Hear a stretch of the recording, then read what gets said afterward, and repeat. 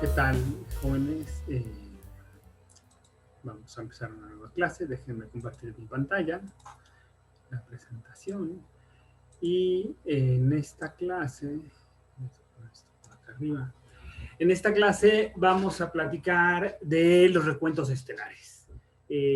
Esto fue algo muy usado durante a finales del siglo XIX y principios del XX, un poco porque la idea era precisamente conocer nuestra galaxia.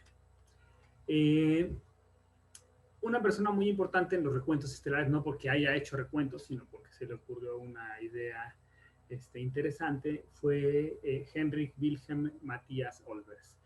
Este era un médico alemán que le gustaba mucho la astronomía y tenía dinero, entonces se construyó su propio telescopio. Se construyó su propio telescopio y entonces en el techo de su casa y descubrió cosas, descubrió algunos objetos. En particular descubrió el asteroide Pallas. Este asteroide, una vez que lo descubrió, Gauss, que era matemático, calculó la órbita y bueno, pues sí, se encontró que era, en aquel momento se pensaba que era un planeta, resultó que bueno, que no era un planeta, era simplemente un asteroide. Unos años más tarde descubrió el asteroide Vesta y entonces pues él estaba tan agradecido con Gauss que hubiera hecho este cálculo del asteroide anterior que le cedió a Gauss, déjenme hacer aquí este paréntesis histórico, le cedió a Gauss el honor de nombrar al asteroide. Y Gauss decidió ponerle el nombre de la diosa griega del hogar y del corazón. No sé si el tema del corazón lo haya hecho en parte en alusión al médico, ¿no? Pensaría uno que quizá por ahí pudo haber sido, pero lo cierto es que, bueno, Vesta, el nombre se lo puso Gauss, pero el descubridor fue Olbers. Pero digamos que la contribución importante de Olbers a la astronomía es porque se le ocurrió preguntarse ¿qué pasa? ¿Cómo debiera ser el brillo del universo si el universo fuese infinito y homogéneo? Y lo que pensaba es, bueno, a ver, si tengo un universo que es infinito, homogéneo, es decir, que quizá hay más estrellas en un lugarcito, pero estadísticamente hablando es homogéneo, y tengo estrellas por todos lados, y es infinito, entonces también debería de ser infinitamente brillante. Y no lo es, el cielo es muy oscuro, ¿no? Entonces, alguna de estas dos hipótesis no debe de ser adecuada. Como habíamos comentado ya hace unas clases, en los 1800 avanzados, pues ya comenzaba a existir la fotografía y entonces se empezaba a calibrar el flujo de las estrellas y se podía empezar a cuantificar, ¿no? A cuantificar desde el brillo de una estrella hasta el espectro de una estrella. Uno lo podía grabar en una placa fotográfica y entonces ver qué tipo de estrellas era y empezar a calibrar, y esto entonces permitió no solamente entender las luminosidades de las estrellas, sino también entender sus distancias, ¿no? A la hora de para las más cercanas, pues a través de paralaje, ¿no? Medir estrellas cercanas en diferentes posiciones me permite medir distancias. Y si luego me doy cuenta que hay diferentes tipos de estrellas y que cada tipo de estrellas tiene una luminosidad característica, entonces puedo también empezar a pensar en medir distancias de otras maneras que no sean nada más el paralaje, que está muy limitado a objetos muy cercanos que tengan paralajes muy grandes.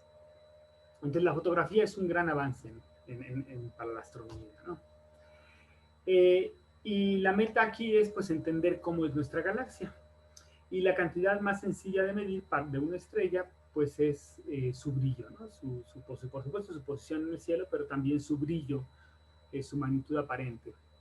Y la magnitud aparente pues está relacionada con el módulo de distancia a través de esta ecuación, donde está la distancia, está la extinción y está la magnitud aparente y la absoluta, ¿no?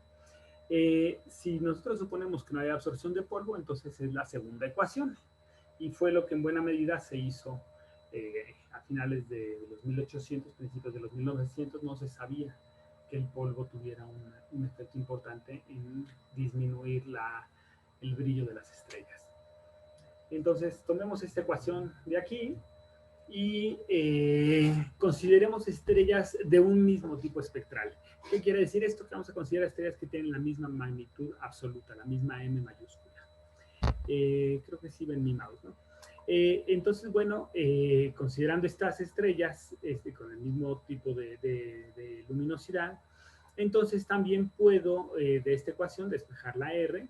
Si se fijan, este 5, bueno, este menos 5 pasa para acá sumando, este otro 5 pasa dividiendo, entonces me queda 0.2 aquí y el 5 que pasó sumando entre 5 me da un 1 y luego elevo 10 a lo que quede acá y entonces tengo esto de aquí. 10 a la punto 2 m menos m más 1. Es simplemente la distancia tomada del módulo de distancia. Bueno, entonces vamos a dejar esta ecuación aquí, la vamos a usar ahorita en breve. Y consideremos nosotros el elemento, el número de estrellas que hay en un elemento de volumen dada una cierta densidad.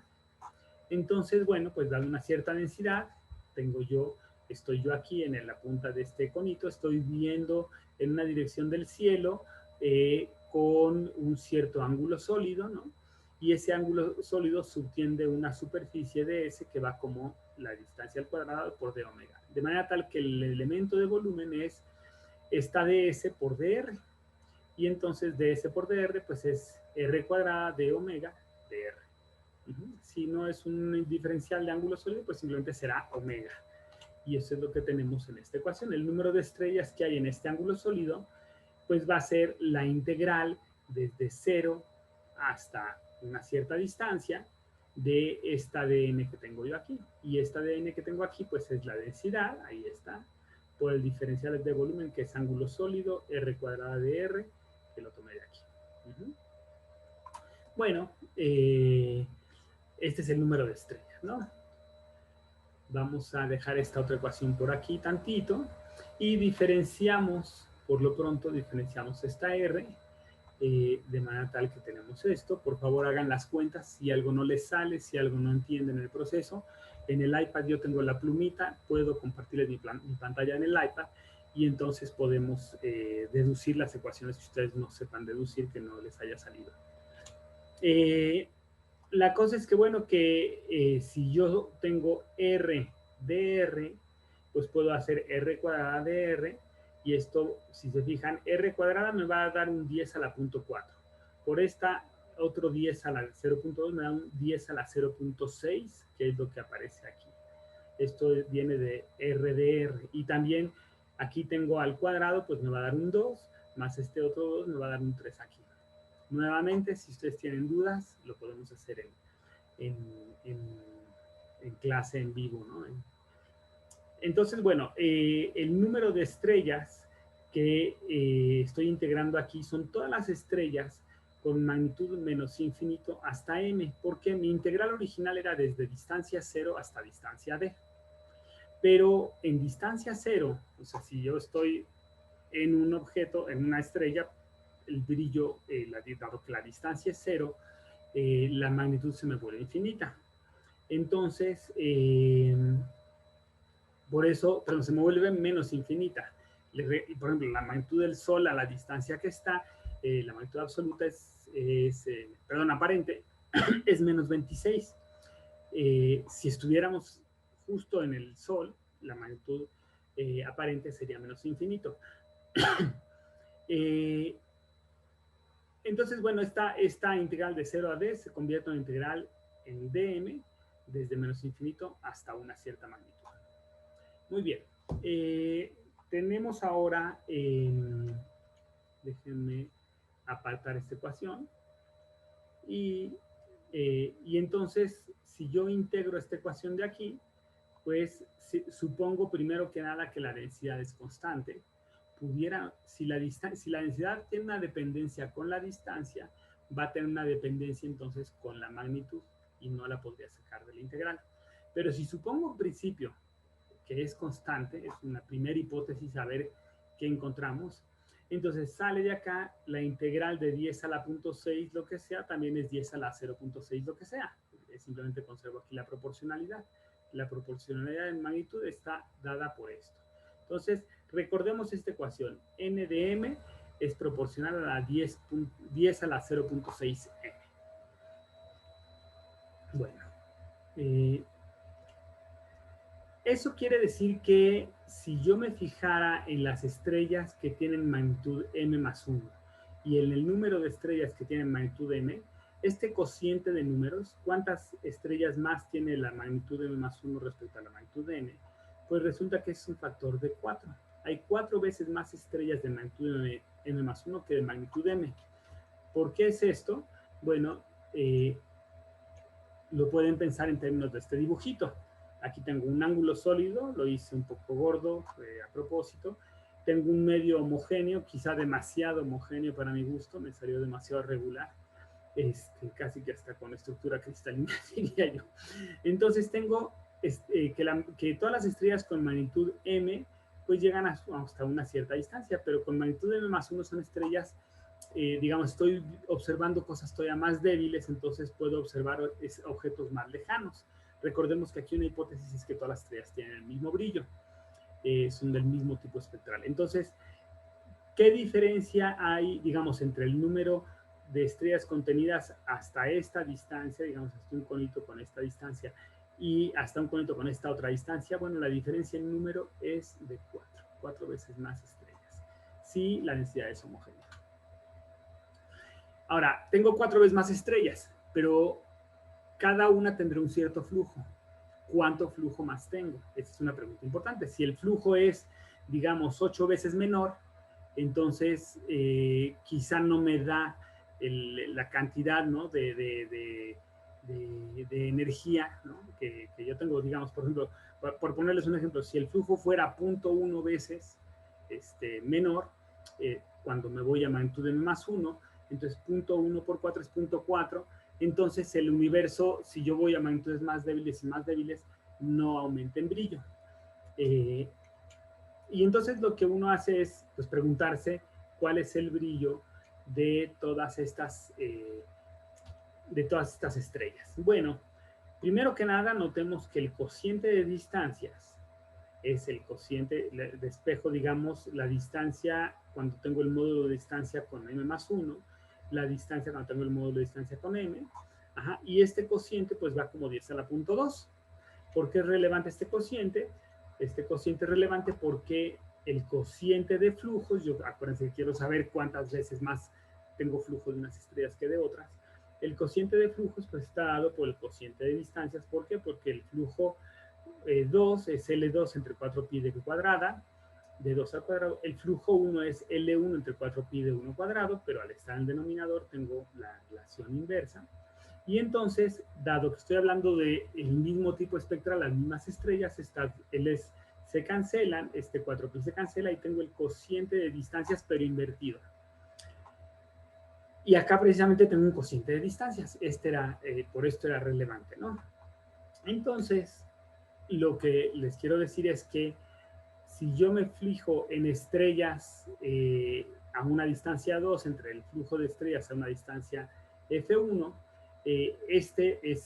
va inversamente al cuadrado con la distancia, y entonces tengo este resultado al cuadrado, con un signo menos porque aquí estoy considerando que las estrellas, digamos, con magnitud m corresponden a F2, ¿no? Entonces, tengo no miento, de F2, sí. Bueno, de todos modos, háganlo ustedes. Si tienen duda, lo hacemos en clase.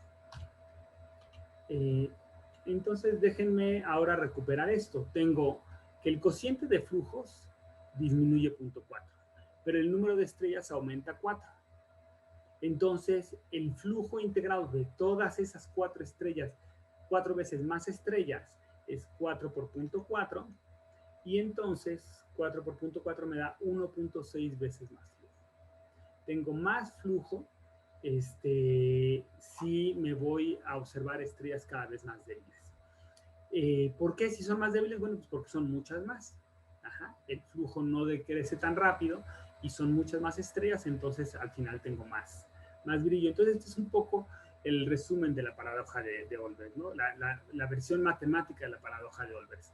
Si yo tengo un universo infinito, siempre puedo buscar estrellas cada vez más débiles, y al estar buscando estrellas cada vez más débiles, tengo muchas más estrellas, quizá menos flujo, pero muchas más estrellas, y el efecto neto es que el flujo total aumenta. Podemos plantear una derivación más formal. Quizá aquí creo que bastaba con quedarme con esta parte de abajo, ¿no? Que el número de estrellas es proporcional a 10 a la punto 6. Me quedé con el cociente, tomémoslo así por ahora. Vamos a guardar esta ecuación. Y déjenme tantito hacer un paréntesis para platicar de lo que es una función de distribución, porque la vamos a usar. La vamos a usar ahorita y la vamos a usar en la siguiente clase también. Es una función de distribución de probabilidad. Y nos indica, digamos, la probabilidad de que una variable aleatoria adopte un valor dado entre x y x más delta x. Por ponerles un ejemplo, si yo hago 50 volados, ¿no? ¿Cuál es la probabilidad de que de esos 50 volados 49 sean soles y 51, perdón, en 100 volados 49 sean soles y 51 sean águilas? Me lo va a dar una función de probabilidad. Entonces, en general yo puedo tener funciones de probabilidad de diferentes cosas. En particular, por ejemplo, del número de estrellas. Y cada función de distribución de probabilidad tiene una función de distribución acumulativa, que no es otra cosa sino que la integral de la función de distribución. Es decir, esta función de aquí es la integral de esta. Para que lo vean en ecuaciones, esta función, la acumulativa, es la integral desde menos infinito hasta x de mi función de distribución de probabilidad. La versión inversa, ojo, esto está equivocado. Está equivocado, lo noté y se me olvidó cambiarlo, una disculpa. Aquí debe ir f grande y aquí debe ir f chica. Entonces, la función de distribución, la función chica de distribución, es la derivada de la función acumulativa respecto de x. Pues es simplemente la inversa, ¿no? Entonces, insisto nada más, aquí, ojo, aquí va f mayúscula y aquí va f minúscula. Bueno, para ponerles un ejemplo, tenemos aquí una gaussiana y su función acumulativa. Esta gaussiana, pues, me daría, por ejemplo, la probabilidad, les dije ahorita, por ejemplo, del número de volados. Podría ser también, imagínense que tenemos una población de mexicanos. Y bueno, pues los mexicanos típicamente tienen una cierta estatura. Aquí tengo, en el eje X tendría la estatura, hay un valor promedio, pero en general los mexicanos nos distribuimos en una campana con un cierto ancho, y entonces acá tengo, digamos, el número relativo. Si yo esta área la normalizo de manera tal que el área es 1, entonces esto me da precisamente la probabilidad de que tenga una persona, digamos, tenga cierta estatura en un intervalo entre una altura y otra altura, que su altura caiga ahí en ese intervalo. Eso es lo que me da la función de distribución de probabilidad. Y la función acumulativa, que en el caso de la gaussiana se llama función de error, este es el caso particular de la gaussiana. La función acumulativa se llama función de error, y esta está dada, pues, por la misma fórmula, es la integral de la función de distribución, que en este caso es una gaussiana, integrada desde menos infinito hasta x. Y esta se grafica aquí abajo. Entonces, lo que está graficado acá abajo es, en una sola gráfica, el área bajo la curva de la de arriba. Entonces, cuando estoy por acá, el área total es 0. Por aquí empieza a aumentar mucho el área. Cada vez más aumenta más, ¿no? Tengo un momento en el que ya contabilicé la mitad del área. Es en este momento. Aquí, ahorita les platicamos del eje Y, perdón. Y luego sigo aumentando la X, me sigue aumentando el área, pero cada vez me aumenta más lentamente. Entonces, el área sigue aumentando, la función acumulativa siempre aumenta. Y una vez que ya no contribuye mucho, entonces se aplana la función acumulativa. ¿Qué cosas hay que resaltar de la función acumulativa entonces? Es, cuando está muy planito, la probabilidad es muy baja. Cuando la función acumulativa tiene una pendiente alta, quiere decir que la probabilidad es alta. Estoy en los lugares donde más probabilidades hay. Si la pendiente va creciendo, quiere decir que va aumentando la probabilidad. Si la pendiente va decreciendo, la probabilidad va decreciendo también. Y la probabilidad, es lo que les quería decir respecto al eje Y, la función de distribución acumulativa empieza en 0 y acaba en 1. De acá a acá es 1, estas unidades están, así la función que yo calculé tiene, digamos, este desplazamiento, pero la función acumulativa, por definición, una función acumulativa siempre, siempre, siempre empieza en 0 y acaba en 1. ¿Por qué? Bueno, pues porque nuestra función de distribución tiene que estar renormalizada el área total a 1, y al estar renormalizada el área total a 1, entonces tengo yo que acabar en 1 necesariamente, empezar en 0 y acabar en 1. Y otro dato importante es que la función acumulativa no puede decrecer. Es decir, dado que esta función es positiva, si yo me muevo de aquí para acá, el área total desde menos infinito hasta donde esté tiene un valor. Bueno, si me muevo más a la derecha, su valor solamente puede crecer, no puede decrecer porque esta función es positiva. ¿En qué momento no decrece? Si la función fuese plana, pues entonces aquí ya no crece, se queda planito, ¿no? Pero si la función sigue aumentando ya sea para arriba, perdón, dije algo chueco. ¿En qué momento deja de decrecer esta función? Bueno, solamente si el área no creciera, y para que el área no creciera, la función de distribución tendría que venir para abajo y hacerse planita acá abajo. Entonces, el área no aumenta, y entonces aquí se quedaría plano en ese momento, ¿no? Pero en principio la función acumulativa siempre aumenta, es positiva, es mayor o igual que 0 la función acumulativa. Bueno, esto es importante porque lo vamos además a retomar en otros capítulos. Entonces, imaginemos que nosotros queremos contar estrellas en nuestra galaxia. Entonces, imaginemos que existe una función de probabilidad de encontrar estrellas con magnitud entre m y m más d. ¿Sí? En principio, esta función de distribución podría estar relacionada con la densidad. Ahorita no nos metemos con eso, lo veremos en la siguiente clase. Pero entonces, si esta dm es el número de estrellas con magnitud m más dm, pues es una función de distribución es una función de densidad de probabilidad, y entonces su integral desde menos infinito hasta una cierta magnitud nos da el número de estrellas. Esta es precisamente la función que habíamos estado calculando hasta ahorita en esta presentación. Y por supuesto que su inversa es esta de aquí. Aquí, si no me equivoqué, no intercambié A por N, ¿no? A es simplemente la derivada de M respecto de M, y entonces, pues, N es la integral de A. Bueno, el flujo, si A es el número de estrellas en este intervalo, entonces el flujo, digamos, o la diferencial flujo, sería el flujo que tienen las estrellas de magnitud m, es una función que depende de la magnitud aparente, veces ese numerito, ese conteíto, es cuántas estrellas conté.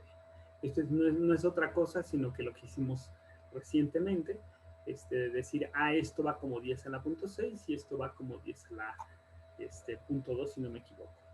Vamos a verlo ahora en este caso. Entonces guardamos esta ecuación por acá. Aquí, disculpen, se me movió. Tengo yo el módulo de distancia, perdón, la definición de magnitudes, que va como el cociente de flujos, donde esta F0 es el flujo dado por cuando la estrella está a 10 parsecs. Y entonces yo, digamos, dado que tengo un tipo espectral fijo, entonces este es una constante y este es una constante. Entonces, para mi tipo espectral fijo, resulta que f de m va como f0, 10 a la menos 0.4 m menos m. Es decir, simplemente de aquí, despejen ustedes f. ¿qué les queda? Pues este menos 2.5 pasa dividiendo, y entonces 1 entre 2.5 es el punto 4. El signo menos ahí está, y tengo m menos n. Esto lo que me dice es que la f va como 10 a la menos 0.4 veces n.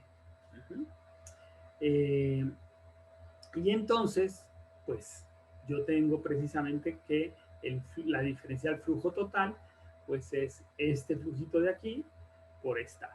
Ajá, es lo que tengo precisamente aquí. Ahora, tengo que saber quién es AM de M. Resulta que, como AM es el conteo, ¿no? Es el número de estrellas, pero resulta que AM, dado que el número va como 10 a la punto 6, la derivada de 10 a la punto 6 también va como 10 a la punto 6, ajá, y entonces aquí puedo poner 10 a la punto 6 sin ningún problema, ¿no? AM, pues aquí lo tengo, AM es 10 a la punto 6M, y entonces, combinando estas dos ecuaciones, lo que tengo es que el flujo total va como 10 a la punto 6 por 10 a la menos punto 4M, y esto me da 10 a la punto 2M. Esto quiere decir que si yo integro desde menos infinito hasta una cierta m, pues me va a dar también 10 a la punto 2m, y eso es una cantidad que diverge. Es decir, si yo hago que m tiende a infinito, resulta que el flujo total diverge. ¿Por qué diverge? Pues porque tengo un conteo de estrellas constante. Entonces, esto se debe a que tengo una densidad constante, ¿no? ¿Cómo resolver la paradoja de Olbers? Es decir, no vemos un universo infinitamente brillante. Bueno, pues no es difícil adivinar. Uno, pues la densidad quizá no es tan constante. Dos, el medio no es infinito. Y tres, puede también existir extinción por polvo. Cualquiera de estas hace que ya estas hipótesis no valgan, ¿no? Que este desarrollo no valga. ¿Qué ocurre en el universo? Pues un poco ocurren las tres. En el caso de nuestras estrellas, bueno, nuestra galaxia se acaba, la densidad no es constante, entre nuestra galaxia y Andrómeda hay un gran vacío, ¿no? El medio no es infinito, nuestra galaxia, como les digo, se acaba, no solamente no tiene la densidad constante, sino que además se acaba, y además también tenemos polvo que nos atenúa la luz de las estrellas. Ustedes me podrían decir, bueno, pero esto también se valdría para el caso de galaxias. Sí, también se valdría para el caso de galaxias. La paradoja de Olbers no es exclusiva de estrellas. De hecho, el universo a gran escala luce bastante homogéneo. Entonces uno podría decir, ay, pues al menos el universo visible pareciera tener una densidad constante. ¿Por qué no es infinitamente brillante? Bueno, no es infinitamente brillante porque al menos el universo visible es finito. Este no es infinito. El universo visible, nuestro universo se está expandiendo y nosotros estamos recibiendo luz de hace 14.000 millones de años aproximadamente. ¿Hay más universo más allá? Sí, pero todavía no nos llega su luz. No ha pasado suficiente tiempo. Entonces, al menos el universo visible no es infinito, y además también existe la extinción por polvo. Entonces, también eso es un parámetro que hay que considerar. En el caso de nuestra galaxia es muy importante. En el caso de la luz que viene de otras galaxias, entiendo que no es tan importante la extinción por polvo, que más bien el asunto en el caso del universo como un todo es que nuestro universo visible no es infinito. Por último, déjenme ponerles aquí los conteos de las estrellas en nuestra galaxia. La línea punteada es una línea que tiene pendiente 0.6 precisamente. Tengo logaritmo del número de estrellas en el eje Y, la magnitud aparente, que ya es una cantidad logarítmica intrínsecamente, y lo que tengo es una cantidad logarítmica, perdón, déjenme aclarar este punto. En sí la magnitud no es una cantidad logarítmica, aquí de hecho está en escala lineal la magnitud, es una escala logarítmica en flujo, ¿no? si lo quiero traducir a flujo. Pero entonces yo tengo que el número va como 10 a la 0.6m, de manera tal que si pongo yo mi eje Y en escala logarítmica, me da una recta con pendiente 0.6. Y en línea roja tengo los conteos estelares en el plano de la galaxia, y en línea azul tengo los conteos de estrellas en dirección del polo norte galáctico. El polo sur es muy parecido, ligeramente diferente, por supuesto, pues el mundo no es perfecto, ¿no?